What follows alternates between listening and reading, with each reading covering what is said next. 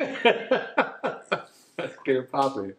But what's good people? I'm OBO, and in case you didn't know, I'm the G in LGBTQ, and you're watching It's Just Not Adding Up. So get in here and act like you got some sense. We're about to create some space.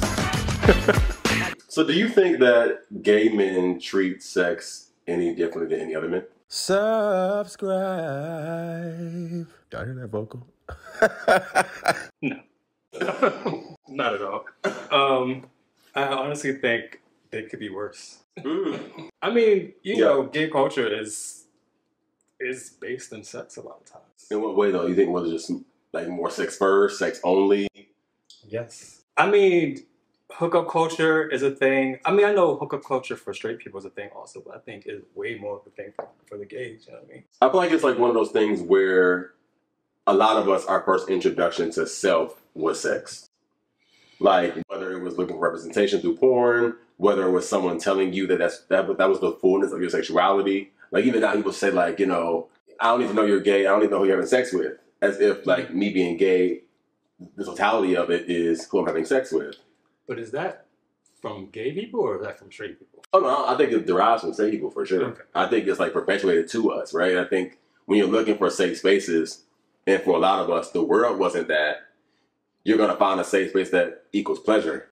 Sex, most of the time, if you're doing it right, equals pleasure, you know? It's just like, at what point does that second step happen, right? I think for me too, I also think about navigating this relationships in general, right? Where it's like, I don't know that we've seen success as much as I think some of my straight friends feel like this is the way to get to success in this relationship as a couple, even if it isn't. They feel confident that if I buy her flowers, if we're monogamous, if we have kids and I respect her, if I do then we're going to get there. And I feel like as a gay person, there's like, you know, a lot of my friends in open relationships, right? Like non-monogamy, the way to like is the way to a healthy relationship. Is monogamy really like realistic amongst two men? Like we're still like guessing in so many ways. Well, here's the thing about straight people. I mean, those relationships never work out. Why do you think the divorce rate is, what, 51% at this point? I mean, they're fitting into like what they think is supposed to be and how it's supposed to be. And, you know, for some people it works. Yeah. But for a lot of people it doesn't. I mean, why do you think they're cheating all the time? Like, all the time. Yeah. Even when they don't have to. The success rate in relationships, I don't know. I wouldn't take any of that from a straight person. So... trying to see how I want to go here. No, like, I mean, I've seen more successful gay relationships than I have straight. I love that. And they are mostly open. Not to say that is the way. Yeah. Because it does not work for everybody. Yeah. But from what I've seen, those have been the relationships that have worked out more. And do you think sex is more of a core value in relationships in gay men or just a core value in relationships in general? I mean, I think sex is super important in a relationship. And you'll be lying if you say that it isn't. You think navigating sex in a compatible sense is more difficult in the gay space? Like, for instance, like, you know... like top, bottom? Right, like, yeah, positions that come into play, right? And it's funny, I always make this joke to my straight friends, like, you guys really aren't freaky. Like, my straight friends think freaky is always like... I guess, like, you know, like... smack my butt, okay. But it's like, do you think that added layer makes things a little tricky or complex? Totally. I mean, because I feel like a lot of people are attracted to a certain thing or a certain idea, especially gay men, like a certain idea of, like, what they want their man to be. Yeah. And, like, they find him and he might be a bottom and you're a bottom too. So then what do you do now? No, for sure. Yeah. I personally don't have a problem with that because... then let's find at the top. Throw it in the middle and let's see what to do. So in navigating sex, do you think like sex for a lot of gay people started with shame? And do you think that if it did start with shame, did we end that before we had sex in a liberated fashion? Or did we kind of just merge the two? Or did we just not even, were we not conscious of either one? Shame? That is, why shame?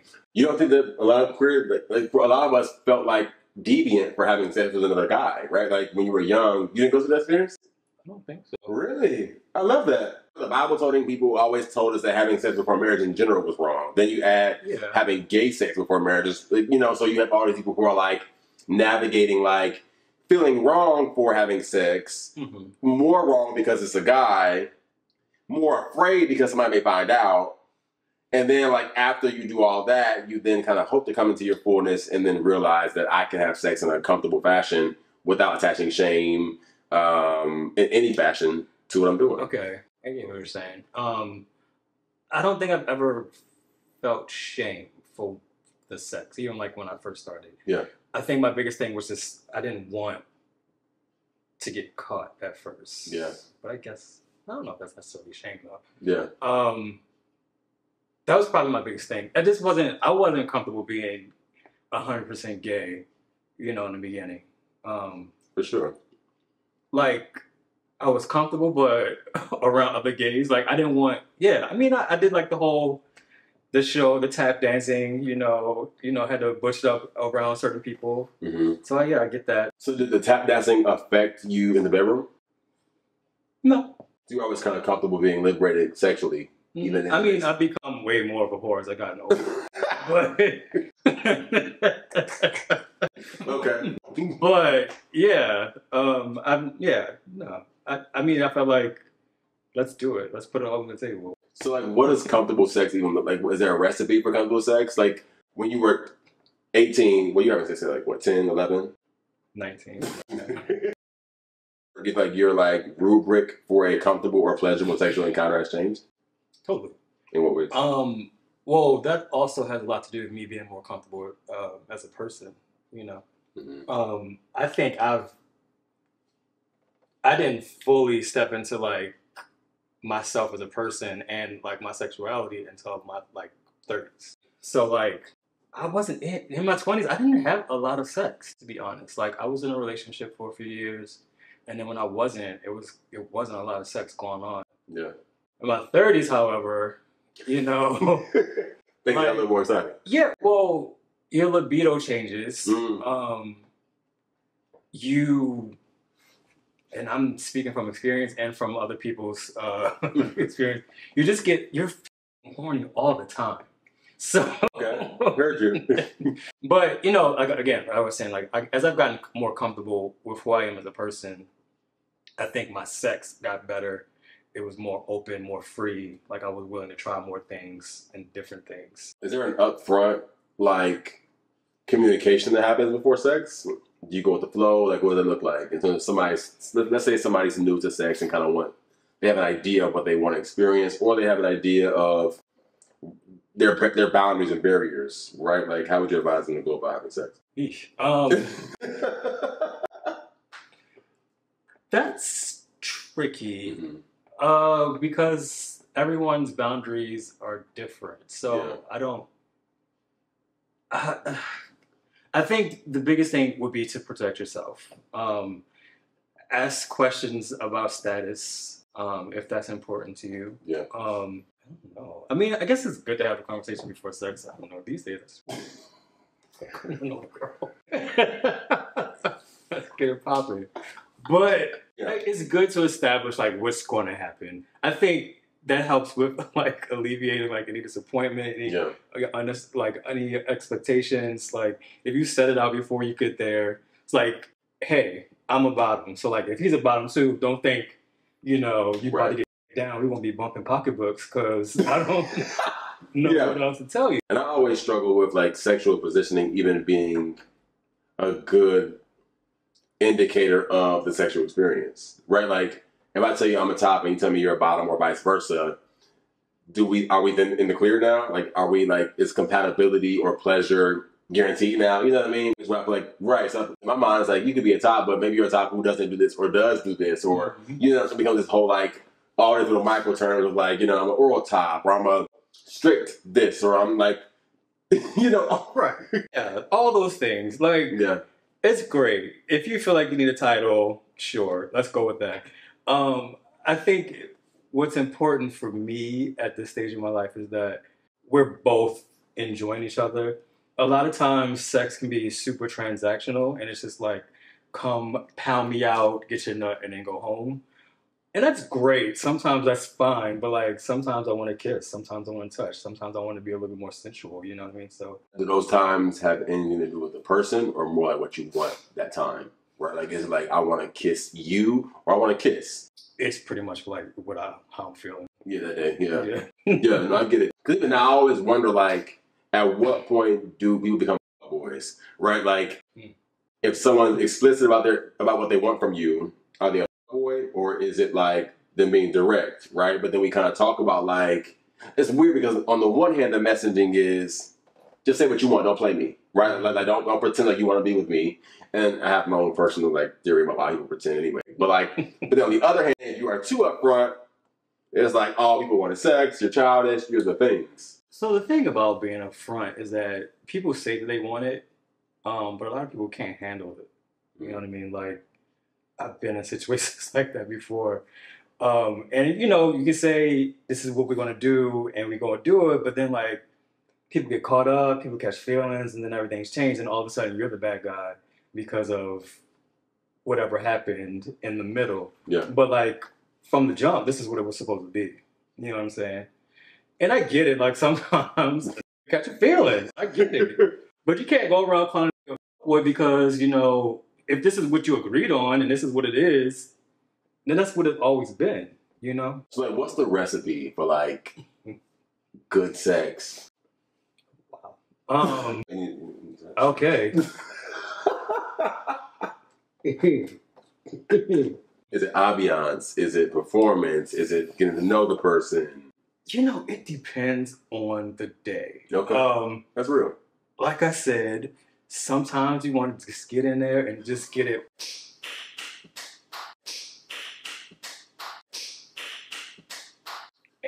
Go home and I'm good. It depends. Okay, I like to kiss. I'm very passionate. So like, I can't have sex with someone who doesn't want to kiss. Yeah. And there's a lot of guys who are totally fine with sticking their in you raw, but kissing is totally off the table. Yeah. Doesn't make any sense to me, but you know what, girl, whatever works for you.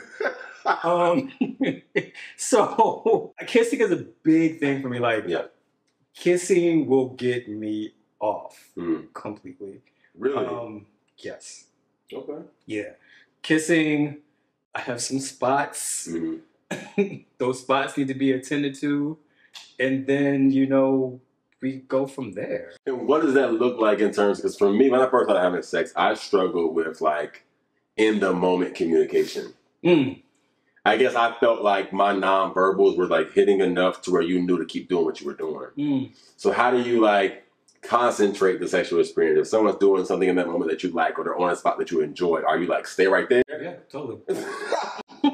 Don't you move. Or I was like, grab the back of the head like... And one of my questions as well is like, if you do catch feelings, then what? Because to your point earlier, you talking about people do catch feelings sometimes. It's just kind of par for the course. Like, especially to me, I feel like having consistent good sex with one person could probably confuse you a little bit if you're not careful, right? Like, I think some people, yes, you may, but this is good sex. It's just good sex. I'm gonna holler at you. I'm gonna see you next time.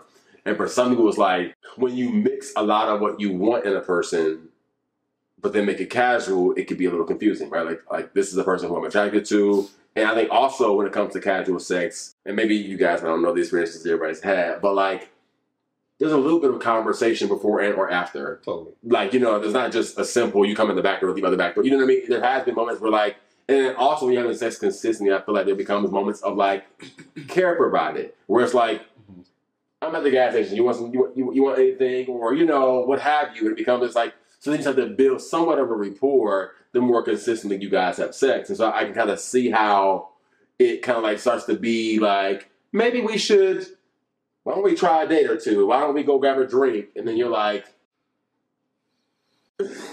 they take a deep breath in. Take a deep breath out.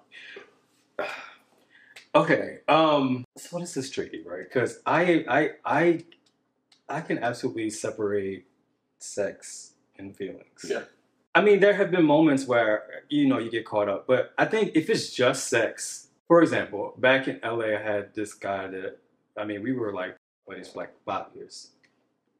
Amazing sex from the first time that we did, like, and we did it like on a regular basis for 5 years. And that was it. Like, you go home, I go home, and we're good. You know what I'm saying? Like, and of course, it was like obviously after 5 years, like there's more, like, you know, conversations, hanging out every once in a while. But at the end of the day, I already knew like it was just that. So like he was fine with just being just that. I was fine with being just that. And we went our way. So do you transition to friends with benefits after 5 years? Like, it's like, is this person a friend now, or is it still just okay? So yeah. So I guess like in your mind, how would you like compartmentalize sex? Is it like a pull for pleasure? Is it like for love? Is it sensuality? Is it a freedom of expression? Is it liberation? Is it like what is like when you think of sex? What is it for you? It's pleasure for sure. Yeah. Sometimes it is a means of companionship, if that makes sense. I get it. Because it's like, yeah, let's have sex, but like afterwards, hold me. Hold me. You know what I mean? I've gotten to a place where I'm exploring different things. Tapping into some new kinks and things. So like, yeah, that's exciting. I guess that would fall under liberation. Yeah. But yeah, it's pretty straightforward. I don't know. I know a lot of people put a lot on sex. It's your exchange and energy and all this other stuff. And sure. But I'm also just trying to get it. You know, yeah. I don't know what to tell you. Let's say someone is in their 20s, not even 20s. Let's just say someone is navigating sex. Okay. Is there any overarching advice you would give? Yes. So, if you ever feel uncomfortable, it's okay to stop. I love that. I felt coming up, I've been in situations and shit was hurting or I just didn't feel right and I didn't want to disappoint the other person, so I kept going. Yeah. That stop. Like, if you're not comfortable, then it's not going to be enjoyable for either person. I love that. No, I think I love that. For me, when I was going through my like closeted space, the time frame, it was like, this is my biggest secret. Mm-hmm. So if I already gave you this biggest secret, we have to consummate the encounter. Like, we have to do this. So mm-hmm. even if like we link and the energy's off, or I think you're like weird, but like, you know, in my mind, you now have my biggest secret. And which is so dumb in hindsight, but like at the time, I'm like, you know, this is my biggest secret. And I gave it to you. So I feel vulnerable. We have to consummate the moment. And I love that advice. Because like so many people feel like, especially being people in like, you know, ways that are like inconspicuous, like through apps or what have you, where you're like, you're linking with these people. And it's like, well, we're both here, right. But you get there and it's like, right. Because you can kind of finagle it if it was friendly to be, if no one explicitly said we're about to have sex, even though it's in the air, right. You can kind of get away with, I gotta go, or da-da-da. But you gotta ask the questions, who's the top, who's the bottom. You gotta exchange a little news. You've done the things, and you get there, now you feel like, can I be like, no? Because now it's given like, yeah, you turn me off, I'm not turned on. I think you should be able to say no. For sure. If you're not comfortable, if you're not attracted to that, then why are you going to stay there? And I've done it. Like, I've done it before. Yeah. You know what I'm saying? I wouldn't do it now. Facts. But, like, back in the day, I have. And that's why I think that would be a good piece of advice, I guess. Like, if you feel uncomfortable, then, you know, just have a way out if you need to get out. Be mindful of your sexual health. And I don't even just mean, like, STIs. I mean, like, your sexual health in general. Like, if sex is not providing you pleasure, don't be afraid to step back in general. I feel like sometimes we feel like because we're sexual beings or we're young or sex is afforded to us or people keep hitting on us or soliciting sex from us, that we have to do it. And if you're in a season of your life where I'm just not feeling that right now, I'd rather focus on this, or I don't really want that, I think you're valid to say that. Also, I mean, STIs as well, right? Make sure you're healthy, your body's healthy. But I feel like in all ways, make sure that the sex is healthy. I mean, I got tested, right? But even outside of being tested, it was more like, because I'm being really, really frank with you, I feel like my rubric as a closeted man for a sexual experience was like, before I got to if I'm attracted to you or not, it was about like, do you have the propensity to keep my secret? Right? Like, can I have sex with you and then not leave wherever we're having the sex? Opposed to being like, he's fine, let's do this. It was more like, I mean, he's cute, but I feel like he might tell my stuff, right? Like, I want to find somebody who doesn't, and it ended up being people who were in demographics or in situations that weren't necessarily the most like trustworthy or integral. Did you have good sex in those situations? Because it doesn't sound like you. But even stuff like good sex is contingent upon like what you know good sex to be, right? Like when I was young, like my version of good sex is totally different than my version of good sex now. So let's talk about that. I mean, you asked me, so it's my business, sir. Mine is more of a conversation piece. Like I want us to have an explicit conversation. Maybe it's not like a, saying like notes, but at the same time, it is very like, let's have a full-fledged conversation about what we gonna expect. Because if I don't want to kiss you, let's just say, I don't want to be dodging kisses the entire time we're having sex, right? Like, let's kind of get a true idea, and then we both know we can go full-fledged. I'm just saying, right? Like, I don't want to be in this space where I'm like... No, that's funny, because I have absolutely been in situations like that before. I'm like, all right, you ain't got to kiss me then. I think as a single person, navigating sex was very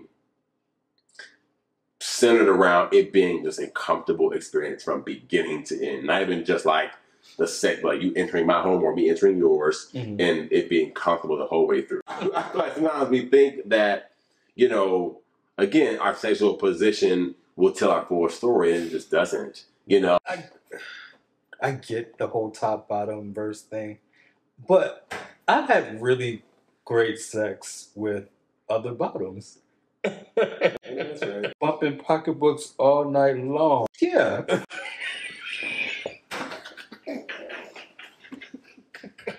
So, I know for me especially, when I was younger, I attached a lot to sex. Like, a lot at any given moment. Whether it was like a positive a lot or a negative a lot, it was still a lot. Whether it was like, I want to have sex that's going to make me forget about all my troubles and worries. It's going to be the best thing since sliced bread. Or I feel so bad for doing this. I shouldn't be here. So like, what would you say to that kid who's in his early 20s, maybe late teens, navigating that space? Just relax. Take a deep breath. I think I would even go back to the last answer that I gave. If you don't feel comfortable with it, just don't do it. And then, again, it is a lot that goes with sex, especially as a young gay. If you have someone older that you can talk to, reach out to them. I know I was talking earlier, I was using scented lotion as lube when I first started having sex. Just the burning. Don't do that. Like, talk to somebody. Yeah. You know what I mean? Like, please send me a DM if you need to. I give you some recommendation. I love that. I was out here doing some wild shit, but it's because I didn't know. Like, I didn't know. Sure. I didn't have anyone to talk to. I learned I'm an older gay. I learned how to be gay on the internet, like AOL chat rooms. This was a long time ago. This was in the 90s. You know what I'm saying? Like, I learned from that. Like, I didn't have anyone to talk to. You know what I'm saying? So like Googling shit and talking to people in chat rooms and Yahoo Messenger. It's a wild time to be gay back then. But I guess it was good because, like, shit, before that, what did people do? You know what I mean? Facts. So, Facts, yeah. And yeah, I mean, do research. Research is not bad. You know what I'm saying? Yeah. Learn how to clean out or learn how to wear that condom properly. Make sure you're talking about, STIs and status and everything. Like, I think all that is very important, especially when you're starting out. You don't want to have a bad experience the first time, and that's going to, like, fuck up your sexual, your thought process about sex, like, going forward. So I think a lot of us felt like blind navigating ourselves, even not just our sex life, but just ourselves in general. Like, what do I do with my queerness? Like, where does it go? How do I hone in on it? Where do I even learn from? Who do I learn from? Who else is, So I think for me, the biggest point of my channel, the biggest point in general is community. Like, I think community is so important. And a lot of us, we live and die. I live and die by community because I think community is so good to help you navigate these things. I think a lot of us just did not know. Like, we thought, well, you're going in somewhere that doesn't lubricate itself. lotion is a lubricant, I guess. Let's roll. You know, like who knows? And so I think like a lot of us. Please don't use lotion. Please don't use, like seriously, like. It's not good. Please be mindful of attaching shame to yourself for any regard, but in this specific conversation when it comes to sex. Like, don't think that sex is not natural. Don't think that you're wrong for having sexual desires, or for not wanting to have sex too. I think sometimes we don't do a good job of letting people understand that you don't have to. Some of the guys are having sex for sure, but you don't have to. If you want to, if sex is a thing where you have to be in love first, or you want to have a connection, that's okay too. Like, totally have the sex that you want to have. And to your point, like, if you are uncomfortable, you do not have to do it. But anyways, we'll see you guys. Well, I'll see you guys next week. You probably won't see him, but keep creating space. Peace.